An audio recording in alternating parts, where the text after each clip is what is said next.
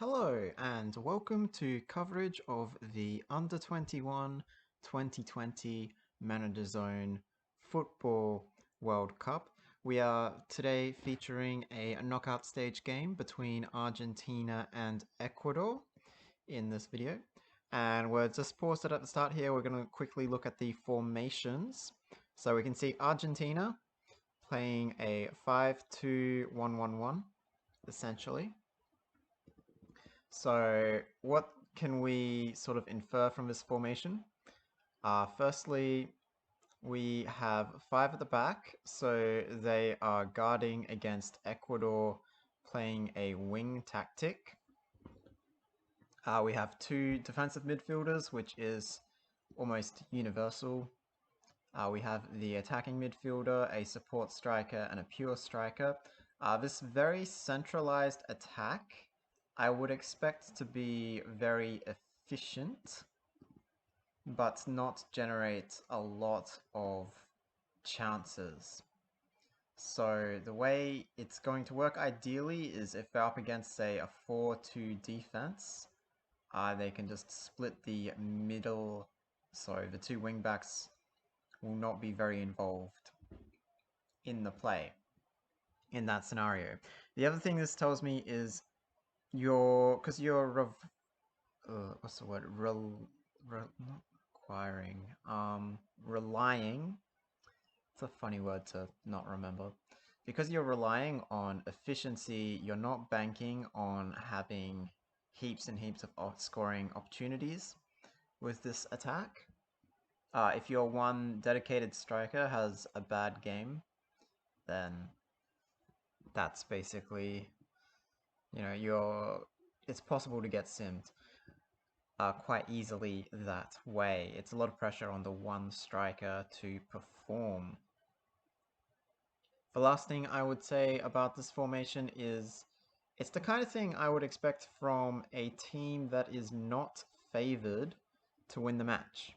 Now, the reason for that is you've gone five at the back, or you've got seven defensive players, essentially, and then your attacking players are all straight down the middle, and you're focusing on we're probably not going to generate a lot of opportunities, but the ones that we do generate, we want to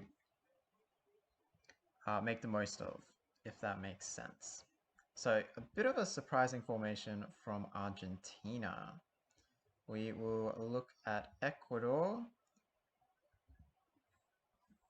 Ecuador playing, I mean, I won't lie, I don't like this formation very much, but it's what Ecuador's playing. So we've got 3-3-1-1-2, I guess. We'll describe it as. Three defenders is usually really good against short passing. Three defensive midfielders, it's better than... If you compare your options here, so you can go one defensive midfielder, which is really susceptible to a variety of different attacks. Really, 1DM is the point where you're sacrificing defense for offense. You need to get more value out of hypothetical player somewhere else on the pitch than you are to defense. You're really sacrificing your defense if you play one defensive midfielder.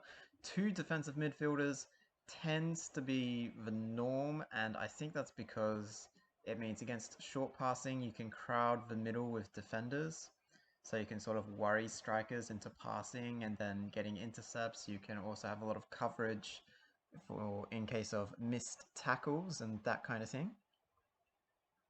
And then three defensive midfielders compared to two, the three defensive midfielders should be better against a wings tactic. But apart from that, or a person playing short passing with wide attacking midfielders, three defensive midfielders would also work well in that scenario. We've also got this offset strike force by Ecuador. And I also don't really like this in a short passing tactic. Number 33, I think, will not get the ball a whole lot. I think what will happen is 41 and 38 will get plenty of the ball. I'm going to do a shot chart for this game, so you're going to actually see this in action as well. 33 is just not, he's kind of just out of the play there, to be honest. I understand the logic. Against 5 defenders as well, it's really, I would not expect against 5 defenders this attack to do much damage at all, really. Argentina's attack, on the other hand, because they're up the middle, they're very straight down the middle. The two extra defensive midfielders are probably not going to get a lot, not going to be super valuable, I would expect. The back three, though, a back three against short passing is generally the better option. Anyway, we will get, with all of that in mind, we will get into the game. We pick up play in the 18th minute with a lob, a free kick, passes to Paxi. Paxi through and goal. Paxi is tackled by the Ecuadorians. Here's Hubidia. Hubidia for Ecuador to Dopacio. Dopacio tries to pass it wide to that wide man, but it's intercepted by Simon. Simon to Ostagi. Ostagi looking for Paxi. Paxi gets it. Paxi Landers with the save there for Ecuador. And I wasn't supposed to pull up all the UI there, but I did that accidentally. Here's Dopacio. Dopacio back to Wayne. Wayne forward finds Hubidia. Hubidia through on goal. Hubidia, the attacking midfielder. Hubidia, the shot is saved. It goes off the post. It's cleared by Argentina. Argentina now with the ball. Pinola on the opposite flank wing, going for a run. Pinola passes the ball forward. Here's Ostagi. He wins a free kick. Casemiro, the centre-back, giving that one away. Here is Lop passing forward. Here's Ostagi, and we have another free kick. It's the same man too, so it's kind of lucky not to get a yellow card there. 2 fouls in the space of 10 seconds, and the free kick is wide. We will pick the game back up. It is the 42nd minute. Here is Lop with a free kick for Argentina. Saved by Landeros there. Landeros with the goal kick. It's intercepted by Lop. Lop for Astagi. Intercepted by Wayne there. Wayne trying to find Salos. It's intercepted by Simon. Simon down the wing for Argentina. Simon tries to find Paxi, but does not. The Ecuadorians clear. Here's Totacoxi, though, tackling Depocio. Here's Ostagi. Ostagi for Paxi. Paxi, I think, is through here. Paxi on halftime! Paxi's shot is saved by Alandras once again. And Depocio, the forward, giving away a free kick on the goal kick. So Lop will just lob it forward. Intercepted by Wayne. Wayne for Ecuador, and that will be the end of the first half.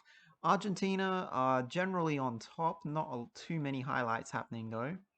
I would say the lion's share of the possession or of the ball is being played in Argentina's attacking half.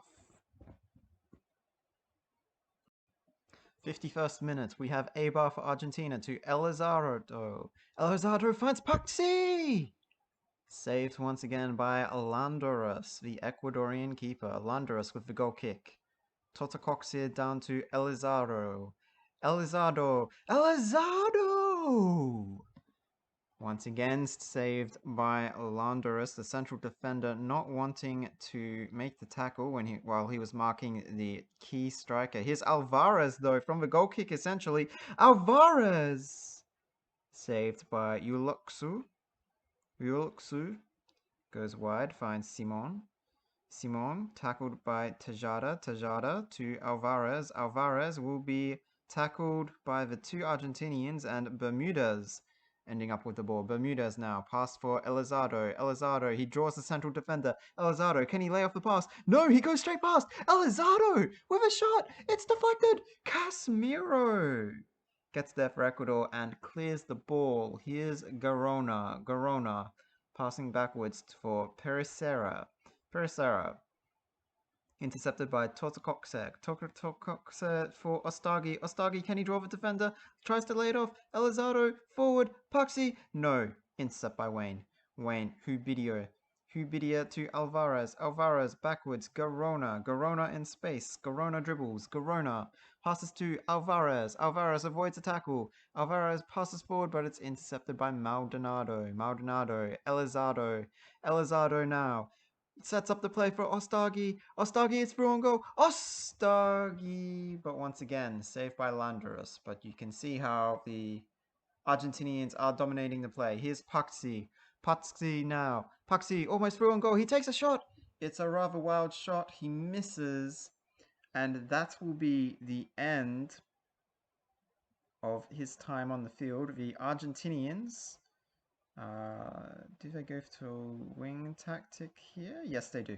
Argentina now swapping to a 4 at the back wing tactic. So 4-2-1 back line, 3, the traditional 3 wing play setup in the forward line, which I predict will destroy Ecuador's 3-man defense. We're going to pick the game back up in the 81st minute. The game is still 0-0. Elizardo winning the ball for Argentina in midfield. Here is Lop. Lop with the ball. Lop passes to the winger. Cordero all alone. Oh, Cordero. Ball in. Cordero. It's intercepted by the Ecuadorians and cleared. Eventually falls to Wayne. Dribbles it out. Wayne finding Dopacio. Dopacio forward for Hubidia. Hubidia cannot get it. Simon for Argentina intercepts. Simon to Cordero. The winger is virtually uncontested on the wing there. Here's Cordero. His cross comes in. Finds Rufo. But Rufo is tackled. Maldonado intercepts, finding Lob. Lob for Cordero. Once again, no one marking him. Cordero's cross this time. Rufo! This time! Rufo! Goal! Argentina 1! Ecuador 0! Just 3 minutes on the clock. Ecuador. Some desperation substitutes here. I think they might get one attack in if they hurry. Looks like they're going to a wing strategy. Yes, they are.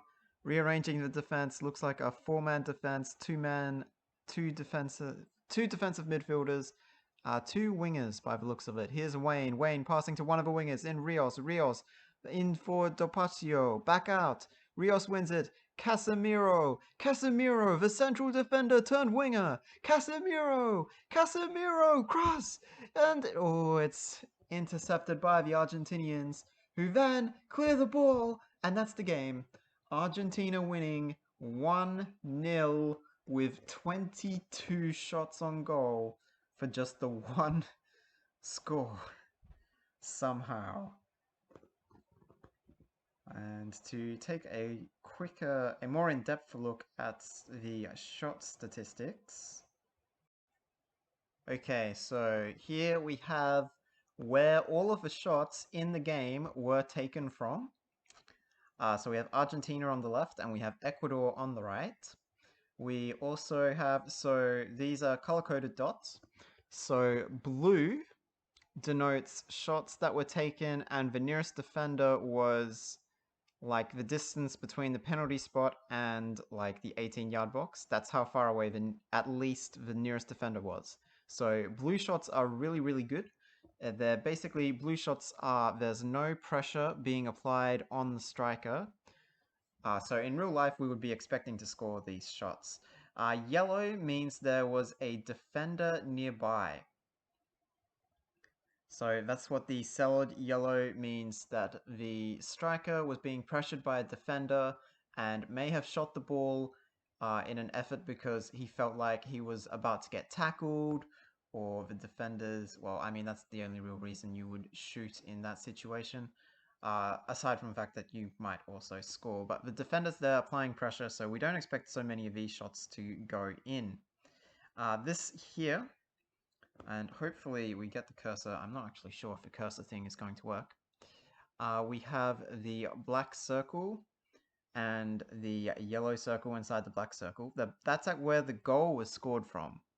So the goal from Rufo, and that was, I think, the only shot that Argentina got off once they switched to their wing strategy.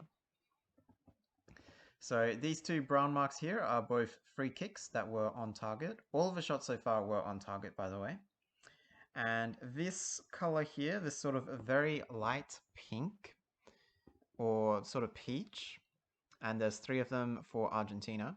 This means there was a shot taken, the shot missed, and there was a defender applying pressure on the shooter. Okay, so blue shots are really good. That means the shot was on target. There's no defender nearby, and we can see with Argentina, most of their shots from the penalty area or inside with no pressure.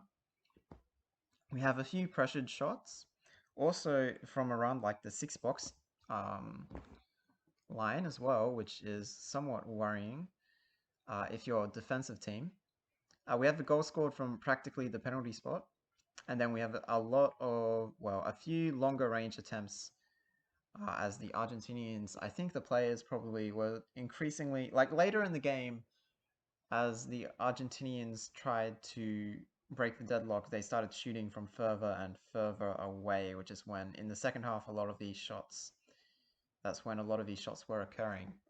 For Ecuador, now, Ecuador played the offset sort of short passing tactic. You can see from where their shots were from, they had 7 shots, one's from a free kick, so we pretty much discount free kicks. We've got 1, 2, 3, 4, 5. 5 out of 6 right in front of the goal, and then this one here, this one that wasn't directly in front of goal, this is actually from a deflection. So this one is a little bit misleading in the sense that the ball was shot from somewhere, one of these uppermost yellow ones. The ball was deflected by the keeper to this blue spot on the south side. And so that one again is a little like, it's not a result of your formation, it's a result of you picking a player who happens to get to the spot first. So a player with high speed, high play intelligence, that kind of thing. But you can see all of their shots coming in that sort of right in front of the goal. So kind of hard to justify Ecuador's offset short passing, and that's the main reason I don't like the offset short passing. It doesn't generate shots. Like, you would expect shots from inside the box in like this kind of area up here. I really hope that the mouse is tracked. I can't right click or anything. That's kind of where I would want to be generating shots in that situation. But that doesn't happen in Sim the way it functions. Anyway, that's going to cover our Argentina versus Ecuador game, with Argentina winning 1-0 to 0.